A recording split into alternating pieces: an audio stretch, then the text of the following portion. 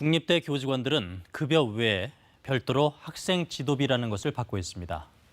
교직원들이 받을 수 있는 비용이라고 법에 명시돼 있지만 전제는 말 그대로 학생을 지도한 실적이 있어야 받을 수 있는 겁니다. 국민권익위원회가 지난 한 해 국립대 12곳의 학생 지도비 실태를 처음으로 조사했는데 10개 대학에서 부당 지급 사례를 적발했습니다. 문제가 된 학생 지도비는 모두 94억 원에 이릅니다. 전체 국립대 해마다 1,000억 원이 넘는 학생 지도비가 집행되는 점을 감안할 때 조사를 확대하면 문제 사례는 더 나올 수도 있습니다. 학생 지도비는 학생들이 내는 수업료에서 나옵니다. 이 학생 지도비를 둘러싸고 국립대에선 어떤 일이 벌어지고 있는 걸까요?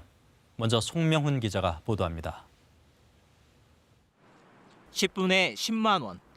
경북대 한 교직원은 학생을 상담했다며 학생 지도비로 이렇게 받았습니다.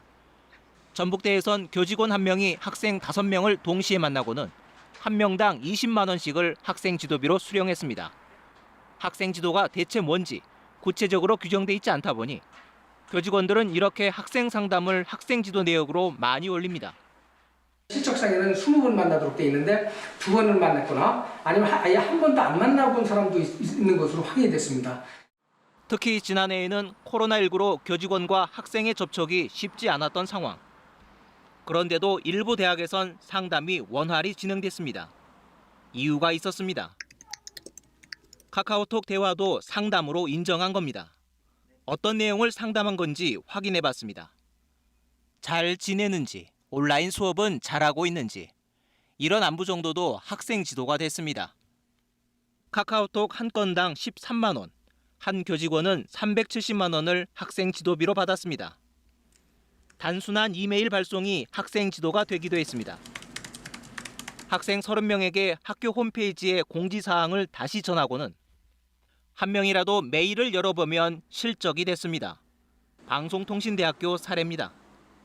학교 게시판에 공지된 그 내용을 학생들에게 그 메일을 보내면 그게 상담 지도 활동으로 인정이 돼서 그런 방법으로 연간 500만 원 정도 탄 경우도 있었고요.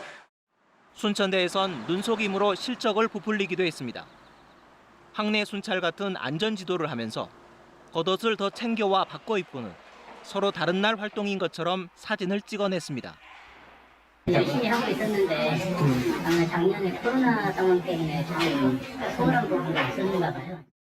규정도 감독도 허술한 학생 지도비 집행 실태가 드러나자 교육부는 38개 국립대학 모두에 대해 특별 감사를 벌이기로 했습니다. KBS 뉴스 송명훈입니다.